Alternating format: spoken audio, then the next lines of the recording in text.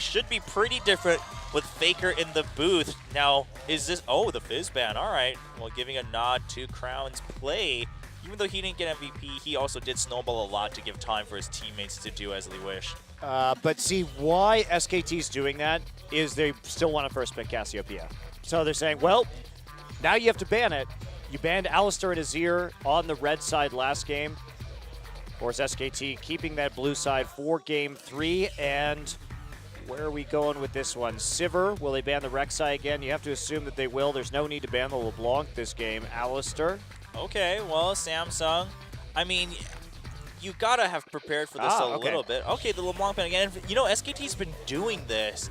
I mean, even at MSI a couple times, even when Faker was in the booth, they will go ahead and ban the LeBlanc out. Just get rid of that factor because they want to really use Faker in other ways too. They don't want to rely on that crutch of LeBlanc. But see, now that the Azir and the Cassiopeia are both up, that prompts the first pick Rek'Sai. SKT couldn't deny the Rek'Sai in this game, and actually I think banning the Gragas there is a big mistake. If Samsung can force SKT to pick between Rek'Sai and Cassiopeia, that's much more valuable to Samsung because they want to take that Rek'Sai with that last pick.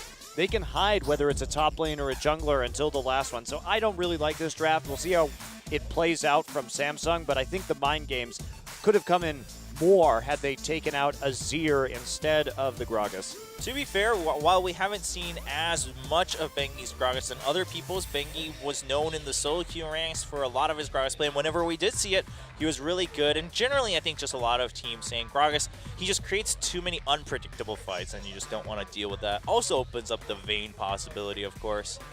So Samsung choosing for a little bit more of an obvious pick and ban, but following through with it, and goes ahead and takes the Corki away, and then the Nautilus. So two of the same picks from their composition last time. It's just the Gragas wasn't taken, so it does bump the Nautilus up, apparently, a little bit in terms of priority. SK Telecom, just take the Cassiopeia here. I don't see why you wouldn't. You're not worried about the Fizz anymore. That's why you banned the Fizz. You have the Cassiopeia option. Although, again, the Azir could be the first Victor we've seen since it has been left open. Patch change as well. But Faker, again, competitively undefeated on Cassiopeia. Yeah, well, he needs to make sure he's undefeated in as many as possible. Gotta catch them all, Monty.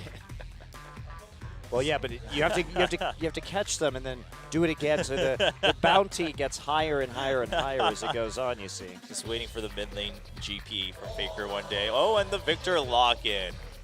It's been a while since we've seen Victor in Korea due to all of his bugs. This is the first week Victor is available on 5.9. We were playing 5.9 last week without Victor.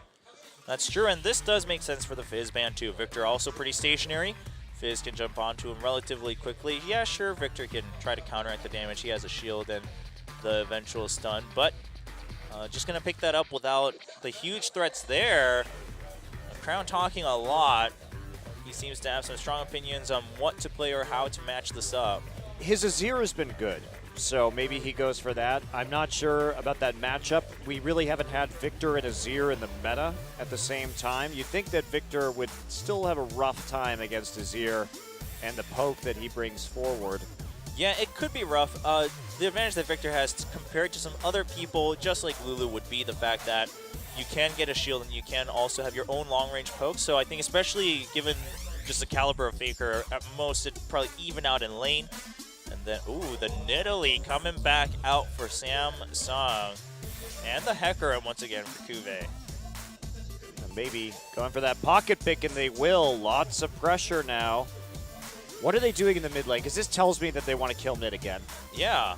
Well, there's no hard CC in the top side for a Hecarim kill. So I think they really have something weird here to kill the Victor. I'm wondering if it's a Rise. Okay. Well, it does have that targeted CC. Still on 5.9 though, so not as monstrous as we saw earlier this week from the LCS. Leona being hovered over by Wolf. Alistar's gone. It is another hard initiate, which they are lacking a little bit here, but they also have some options in the top lane. Yeah, Maokai is open. They currently don't have a primary form of engage, and they have to rectify that either through their support or their top laner. Usually Rek'Sai not so reliable, and they will just, I think Maokai Thresh will solve all your needs. I think that's really good, and especially with the spears coming in, you want someone who can, worst case, just tank it out a little bit in the front line alongside Rek'Sai. So Maokai will be the pick, and with Maokai there, you don't need to take the risk with the Solar Flare on Leona. You can be a little bit more surefire with the Thresh.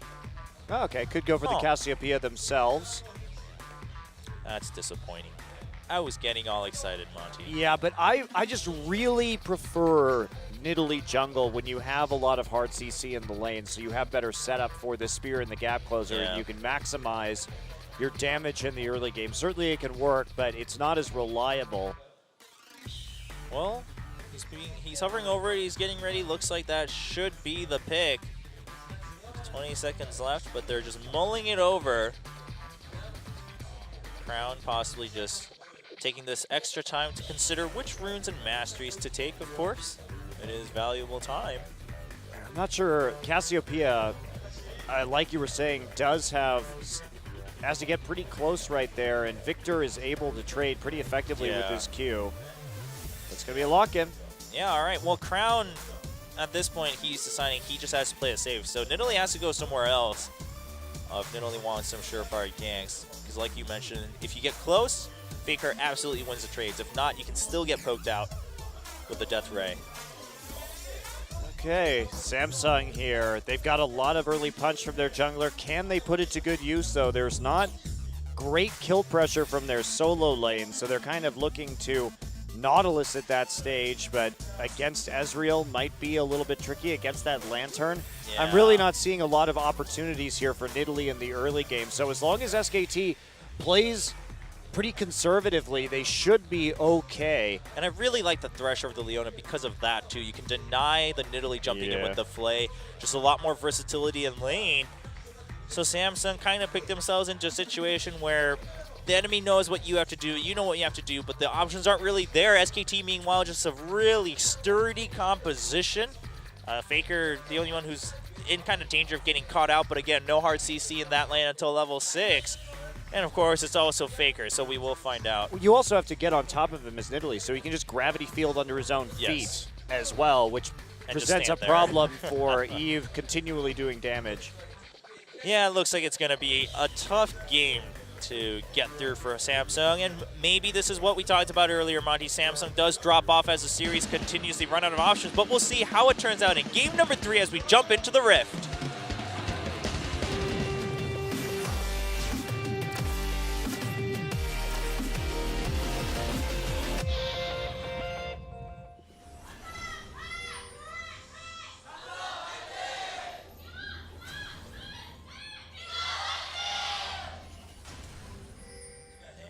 Last cheers for SKT and Samsung today. After this one, we will have another fun matchup between LZIM and KT Rolster. See, KT Rolster continues their roller coaster climb upwards. Will they have a roller coaster climb downwards, however, is the question. Faker's family here today, so at least they get one game of seeing him play. Yeah, you know, I wonder if Faker's relatives just come to the studio every game now to ensure that Faker gets at least one game play. They're like, really, Koma, are you still not going to put him in the booth? It's the Faker insurance policy. Well, would be pretty funny. But I'm sure they obviously, of course, support the team. I mean, Faker stayed with this team despite allegedly getting so many offers globally after last year. He stayed true and loyal to the team. This is a lot. I'm sure the team also offered him. Well, I'm sure. Some nice payment, but but still, I mean, just a lot of people left Korea, man, and he decided to stick through and stick with Koma. It is true, but also just in terms of SK Telecom's reputation as an esports team in this country, they have been the premier team for many years now. Across different titles. Across different titles, and they've been willing to put more money into this scene than anyone else. So it does make sense. And there we go. Looking at the win ranks, only 40% for Eve's Nidalee. Yeah, played it a lot when he first entered the scene when Nidalee was kind of the hot stuff for everyone. And It's kind of hit or miss back then. Now it's become a pocket pick that he jumps back to. Indeed. So Marin just going to take a couple wolves there, then head straight up into the lane. Kuve wants to go for the camp and then teleport back up top. He will be probably, see what he gets in terms of his items. Gets just some mana and health pots to round out his inventory, and then TP's right back in. So Ignite again for Kuve. Not looking for the Cinder Hulk build. Yeah, just gonna have some more lane pressure, have some more kill perk late game when he sticks on to most likely Faker. Especially with that Ezreal there. Faker getting some nice trades in. And Crown, if you're not gonna win the damage trades, this is what you need to do. You need to at least stack up your passive, and that's the other danger. It's that you can't initiate that first. You always have to wait for Faker to turn his back after he comes in for a trade. Yeah, he looks like Crown just wants to play this out in a little more farm-centric manner. Faker allowing the wave to push back to him, wants to put Crown in a bit of an uncomfortable situation. He does have the longer range poke with the Death Ray.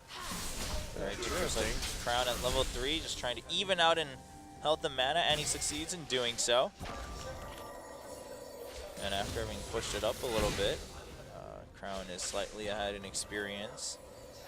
But Crown now in slight danger of farming. He's going to get poked out by the Death Ray. Faker taking some hits from the minions.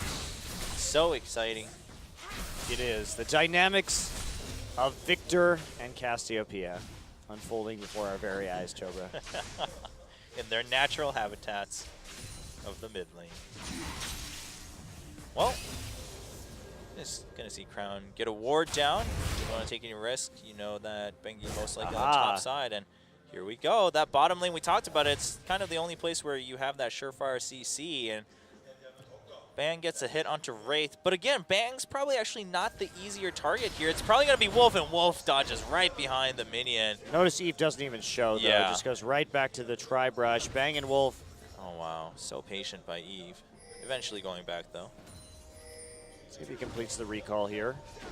Bang and Wolf are playing very cautiously after that initial push, so knowing that jungle path and seeing when he could actually be there to gank on the bottom side, they played cautiously when the caution is well-deserved, even though it's a nice pathing right there. Okay. Oh, and Faker gets into the duel and baits Crown in as Bengi comes up for the knockup. An easy first blood for Faker, and Crown, I mean, he warded the top side himself and left himself completely vulnerable to the bottom side. He was playing on the bottom side when his ward was on the top side. Yes, absolutely.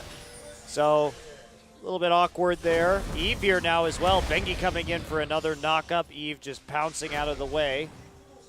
Yeah, well, that's going to be a little tough a hook onto Wolf, but there we go. I mean, the play and now the counter hook from Wolf with the death sentence. Of course, Wraith has that shield. But you have the arcane shift for Ezreal, and you have the flay for Wolf. You don't have a way to guarantee you go into the auto attack for Wraith to continue that CC chain. And now the boots for Faker as well, just making him even more efficient in his Q trades by running up faster and disengaging faster after he gets that auto attack. That can be very annoying to deal with. Also, level 1 in his Hex Core, so he will have that extra bit of damage at the end of his Death Ray. Yeah, that's going to be quite annoying onto Crown. Look at that. It's really difficult to deal with Victor at this stage, but Eve is going to try. Faker is... Oh, Faker got the stun, so he walks forward. He's just going to flash right out of there. He was baiting it in, because look at this. Bengi again, and Crown gets hit by the Death Ray, but he is going to dodge the damage from Bengi. And Faker gets hit by the spear, not the target Eve wanted. Man, if Bengi had gotten hit, that would have been a kill for Eve. Smart of SK Telecom to disengage. They didn't have vision in that brush. They don't want to just get kited endlessly by that speed from Cassiopeia and the spears from Eve. So they parry the gank and then head right back to farming. They did lose the flash onto Faker, however. Yeah, and now Ghost being used by Faker as he tries to run away. The hook not going to hit, and look at the ultimate coming in from Faker. It's going to be enough to take down Crown with the very last hit. Keeps it on Cassiopeia all throughout. Nice death sentence onto Wraith, and there's Gravfield. He gets stunned right at the end of it. Faker just doing damage from afar. Bengi picks up that one. And the game is slipping away from Samsung already at 6-7 minutes. And this is why I had the question about the Cassiopeia, because we saw a lot of spears missing from Eve in these little skirmishes. There's just not a great setup for Nidalee. Crown gets all in right there. Wraith coming in from the bottom, but Wolf is already there. Look at this. Faker has the Ghost. Lantern's back. And that Chaos Storm just barely enough. Now watch this. Oh, you don't get to see the spear from Eve miss.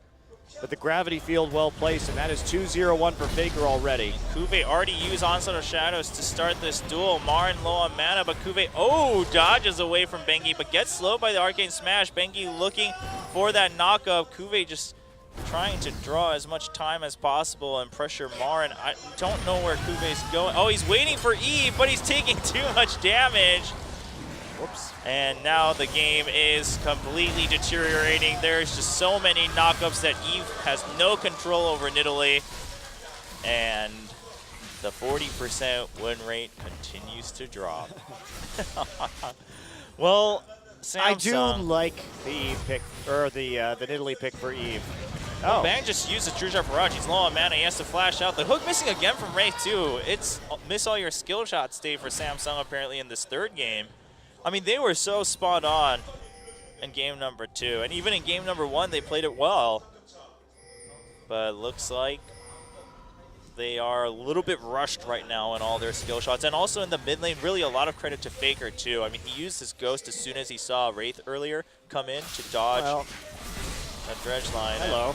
Hello, Crown. There's the Chaos Storm. And Wolf just going to take the Petrifying Gaze for his teammates. Faker doing enough damage with his abilities from afar. With everybody still coming back up, that was a very low-risk dive. And there's just no one else to stop it from Samsung, so that snowball keeps getting bigger and bigger and bigger right now in favor of SKT.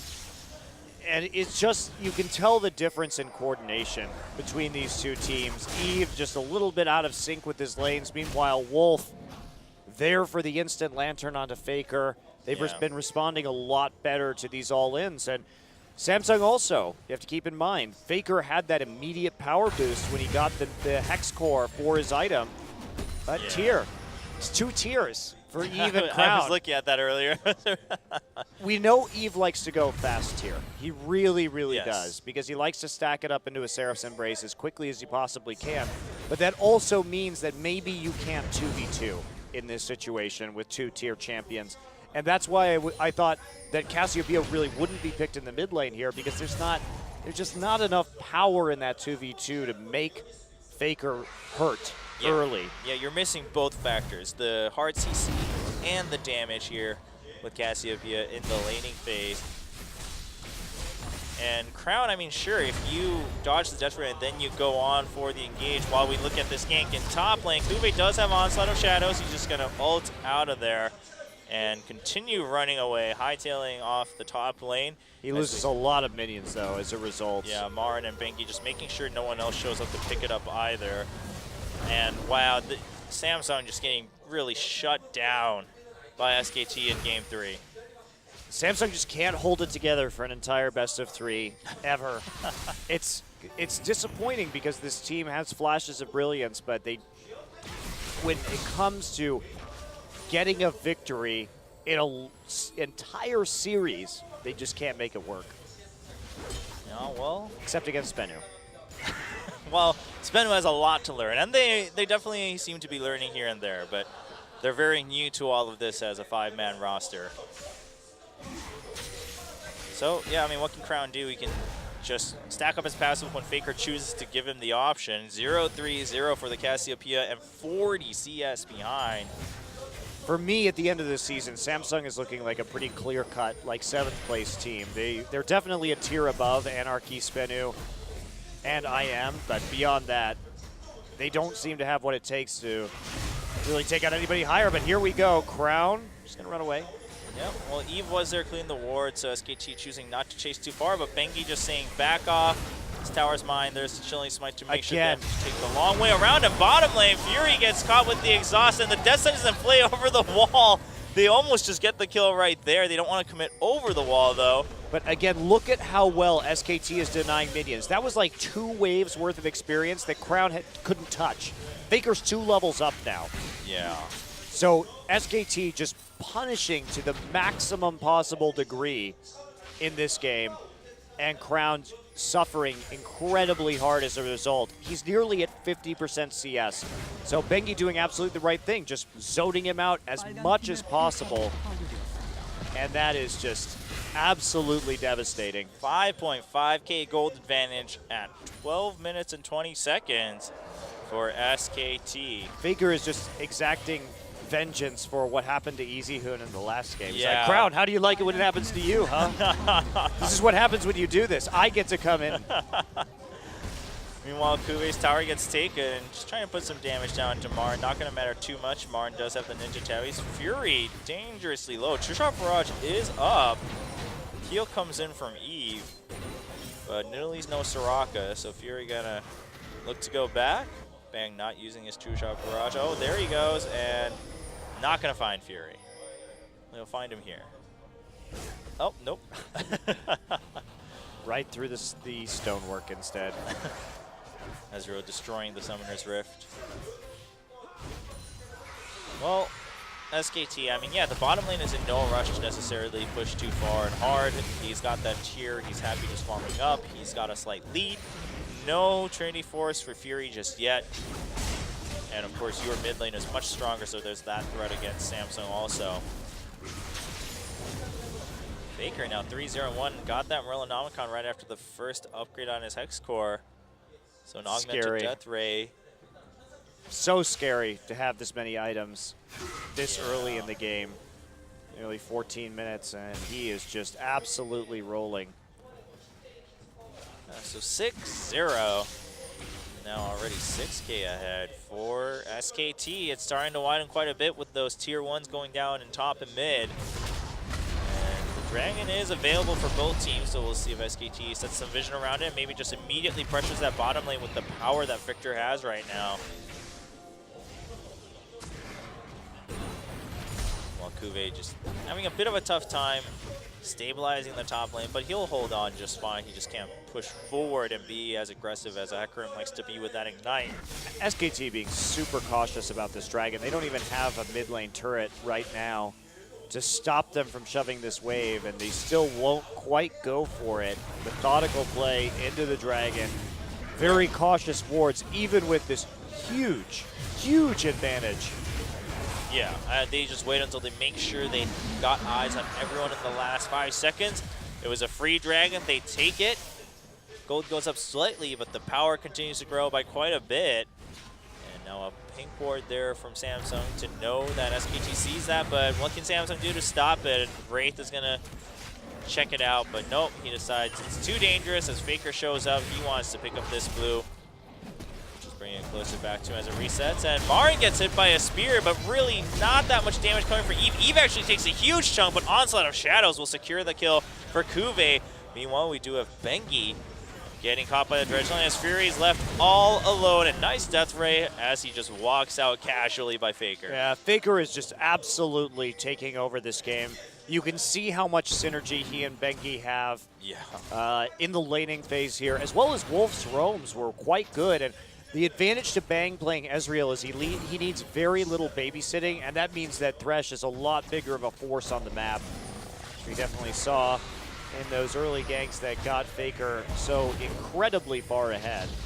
Yeah, I mean, that really is the other big difference. Marin. Uh-oh, Marin comes up with home guards, and Eve is caught behind. Marin saw how much damage he did to this Nidalee before.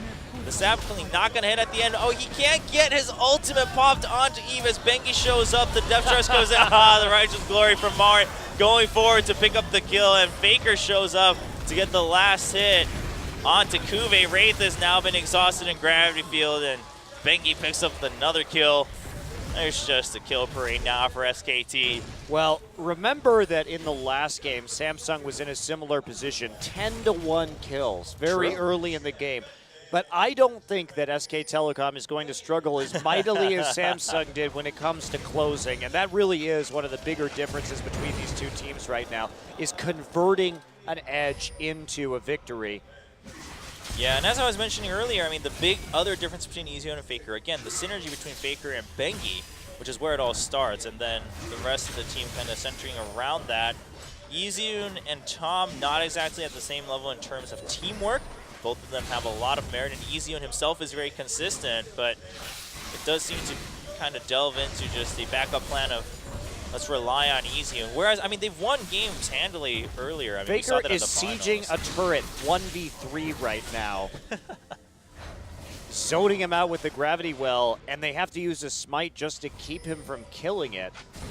Yeah. They're very afraid. He has home guard boots too, so he's able just to push, and get back into lane, surprise people for ganks. Yep, some more augments for his skills at the same time. Yeah, augmented Q as well. Yeah, so Faker just he takes the spear, but he's not too concerned. Marin not gonna hurt too much from that second spear javelin coming out from Italy. And Samsung, again, just doesn't have the answer to block this off. SKT also not prone to making as many mistakes as Samsung might have in game number 2 in order to secure this game. Now, Yeah. Wolf Faker's solo pushing too is just ridiculous. Like, the fact that he's able to exert this much pressure by himself is pretty amazing. Going to go back and get a needlessly large rod. The amount of items he has under 20 minutes is... That's pretty insane. And this is really the difference between, sure, if you have Fizz, you don't have the wave clear, but then you have the escape. But you know what, if you don't have an escape, you just ward better, your teammates get vision for you, and then you can shove out the lanes really well with this Victor. Well, Kuve just trying to farm up, really. He doesn't want to get into a full-blown trade here, especially with more minions on Marin's side. It's a testament to how far Marin is ahead that he doesn't have... Whoa, hello, Eve. And goodbye.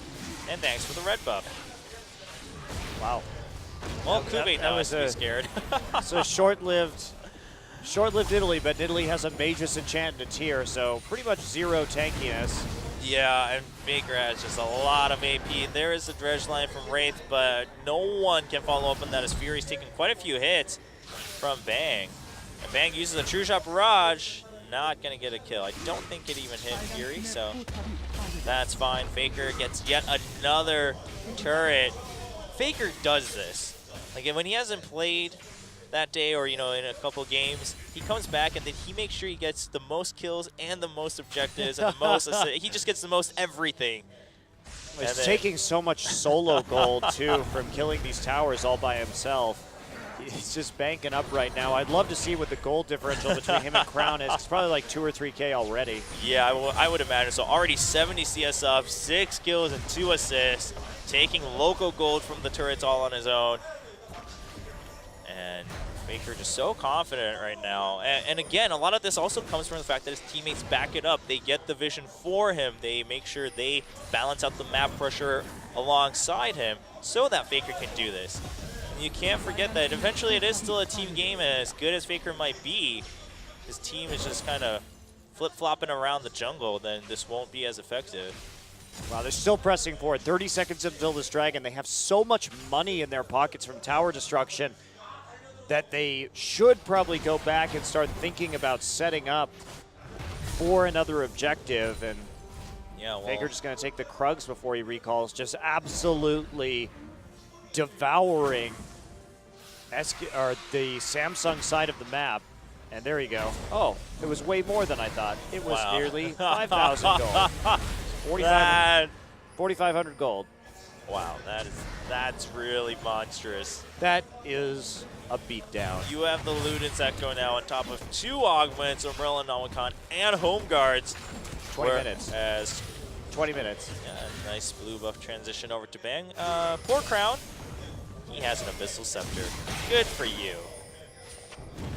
Well, he had his time in the sun. Chobra was last game where he was torturing EasyHoon, and now he's just being absolutely bodied. Wow. Yeah, not much you can do. Blade of the Ruin can finish for Bang, so you can pretty much solo this dragon. He's got that sustain, he's got the damage on objectives. And Bang also, I mean, this time around, that Mana Immune build working out just fine with Faker dominating this mid game for the entire team. They're going to go for the inhibitor turret that they actually have a little bit of damage on, or just right in the mid lane. Yeah, banking and Faker. Whoa, the flashback from Crown. He knows he needs to make something happen. The depth charge comes in, but no damage on the Faker. Spear does land, but look at the Death Ray and the Chaos Storm. Crown's just gonna go down. He wanted just one more Twin Fangs. Oh, wow, a nice Lantern combo, and there's the shutdown coming for Kube. Faker following a little too eagerly as Wolf led the way for another kill. There's the poke coming back in. Can Fury escape the death sentence? He will for now, but Marin's here to help block this javelin so that SKT can take an inhibitor turret. Wow. Well, that was pretty bold by Wolf and Faker. Wolf actually Lantern flashed to get Faker back into that fight, which unfortunately ended up in him getting exploded by Kube. So, try to style a little bit. Yeah, I mean, Wolf thought his Flay would be enough CC for Faker to get another rotation down, maybe get that shield. Wasn't enough, but you know what? It's all right. I mean, you're 7-1 and 2.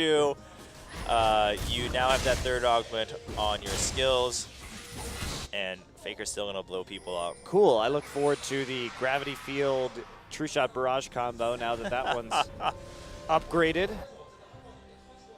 Yeah, I mean, so much synergy between the SKT skills and ultimates. And hey, look at that. Baron's just chilling out, so why don't we pay him a visit? Bang just going to go ahead and start it as he links over the wall, and that's going down very quickly for a 23-minute Baron. Yep. They've taken pretty much every objective. No Dragons given up, no turrets given up, no Barons given up, just a couple of kills as Samsung faces the wrath of SKT post losing the second game of this best of 3. Well, Samsung's going to have to take the Besiktas way and just be content with that one kill onto Faker. You're like, all right, we got him, boys. Oh, look at this flank from Wraith, and it's not going to amount to anything. In fact, he's just going to get denied his escape. Marin just standing there, and Faker just biding his time, looking to see when he can get a pentakill. He's going to get one kill with the Death Ray. True Shot Barrage going right through for a field goal. Crown has to run away. Fury and Eve both at full health, but what can you do with the Baron buff here from SKT? Faker's damage is disgusting right now. That one Death Ray just obliterated Wraith. Oh, and there's the Luden's Echo popping. Oh my goodness! The Death Ray and the Chaos Storm alone. 100-0 on Eve at the very edge. I don't even think the Chaos Storm hit him, did it? I think it was just a Death Ray and the Luden's Echo. Yeah, it did seem to be right outside of range, and his health bar disappeared in one go. It turned all red at once. Crown getting death sentence, and then there's the slow. Oh, he gets dropped back by the gravity field, and Faker just doing so much damage, hunting for kills alongside Bang. Bangy knocking up 2 people, double kill for Bang as Wraith escapes to his fountain, and that's going to be a quick one in favor of SKT. 16-2 kill score, and SKT locks up the match 2-1. Wow. Well, Faker ends a 24-minute game, 9-1-4 after having Bengi camp for him, and that's the advantage of having Faker on your team. You get a little bit of head, and he can absolutely take over.